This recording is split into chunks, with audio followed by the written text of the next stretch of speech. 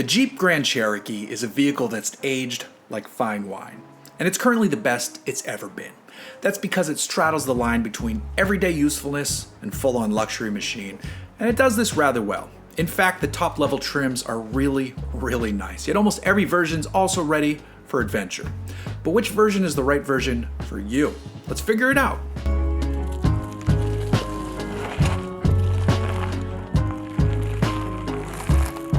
For this video, I'm going to focus on the 2-row Grand Cherokee and not include the 3-row Grand Cherokee L, as that's almost a different vehicle.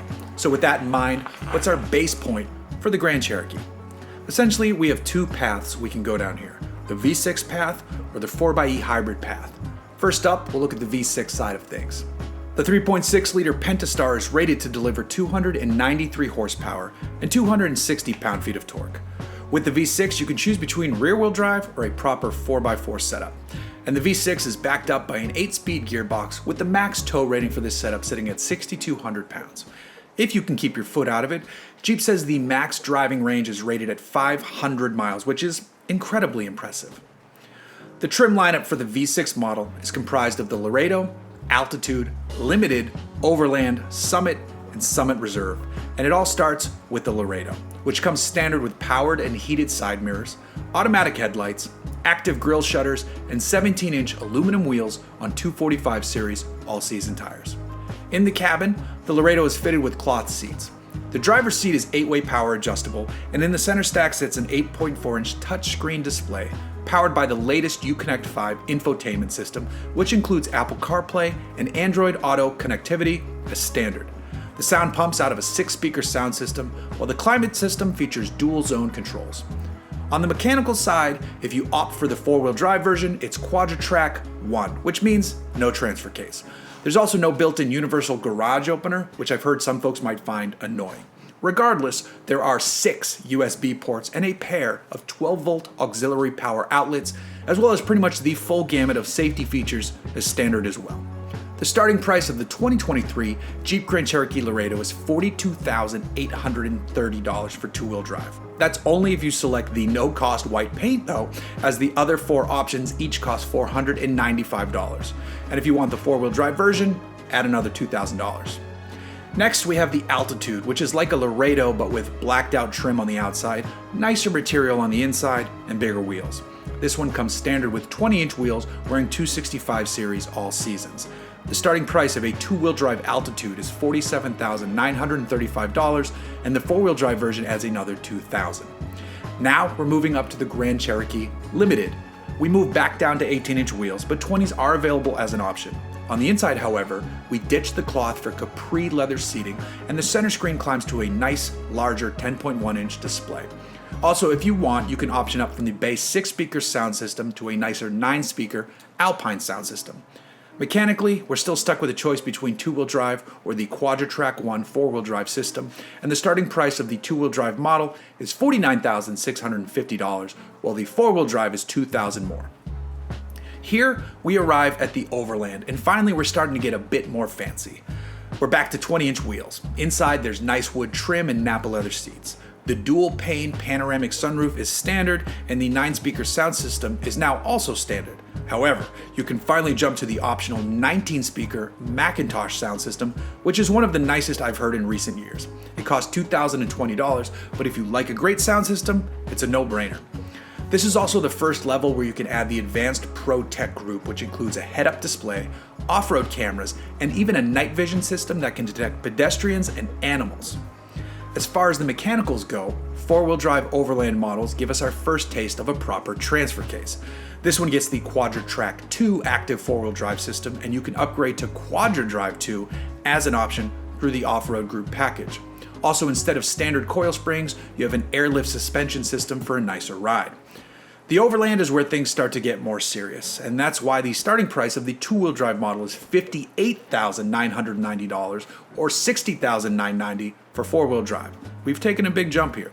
But we're about to go bigger because now we've reached the Summit and the even more fancy Summit Reserve models.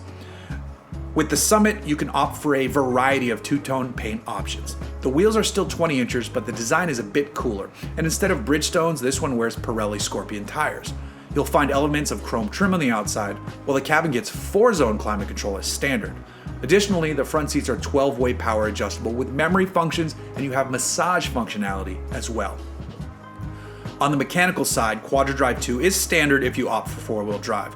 You also get a rear electronic limited slip differential. This one is very nice inside and well equipped, and it costs a ton, with the 2-wheel drive version starting at $63,505, and the 4-wheel drive will cost you $65,505. But there's still one more here with the Summit Reserve. It's only available with 4-wheel drive. The wheels climb to 21 inches and wear 275 series tires. Inside, the wood trim is nicer and the seats wear Palermo leather. That fancy Macintosh sound system is finally included too, and it should be, since this one costs $69,985. But remember, we're not done. Let's work our way through the hybrid 4xe models because in all honesty, you're going to prefer those ones. The V8 is gone, but the plug-in hybrid 4xe pairs a 2-liter Turbo 4 with a 14 kilowatt-hour battery pack and standard all-wheel drive. Output is rated at 375 horsepower and 470 pound-feet of torque, which helps make this one have more oomph and run quicker than the departed Hemi version. You also get up to 25 miles of all-electric range when you want it.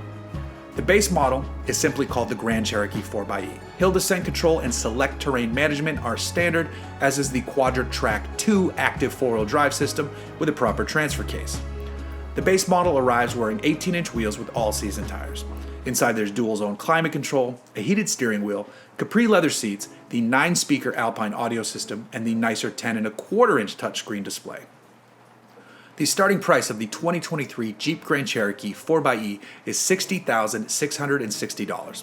There's a 30th anniversary edition available, which is basically this base version, but with a unique trim, 20-inch wheels, and a reworked front fascia. It's an extra $4,700. Next, we have what's probably the most exciting of all the Grand Cherokee models, and that would be the Trailhawk. For 2023, this is only available with the 4xe powertrain, but that doesn't mean it's less capable, not even close. Jeep fits it with the QuadraDrive 2 4-wheel drive system, which includes 2 72-to-1 low-range gearing. There's an electronic limited slip diff out back. The crawl ratio is 47.4-to-1, while you also have 10.1 inches of ground clearance and can ford up to 24 inches of water. The hood gets a matte black decal, and there's a set of 18-inch wheels with all-terrain tires at each corner. The Trailhawk looks the part and can handle the trails with ease, but it will cost you to do so since it starts at $67,055, and yes, there are still 3 more trims. Next is the Overland, which steps back down from QuadraDrive 2 to QuadraTrack 2, so it loses the rear diff unless you upgrade back to the more aggressive 4-wheel drive system via the off-road group package.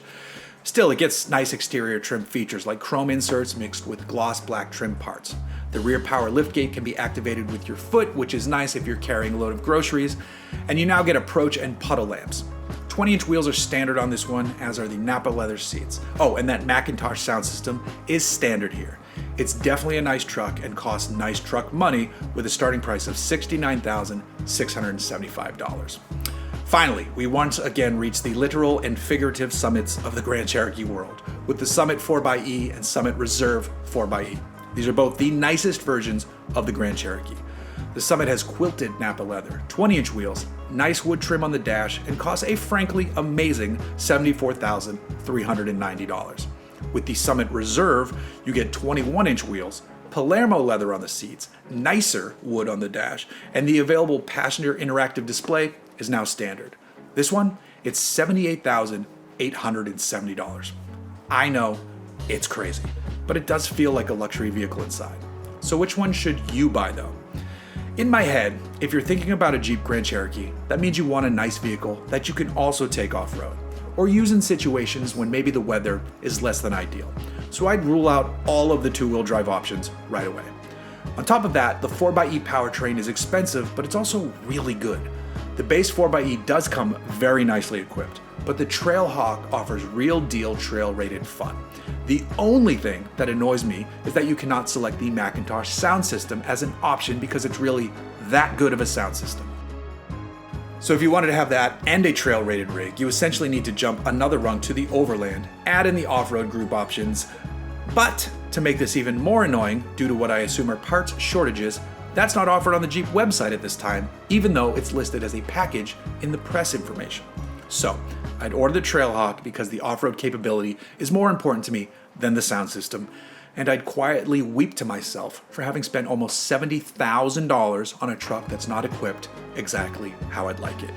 It really is the best version in the entire lineup though.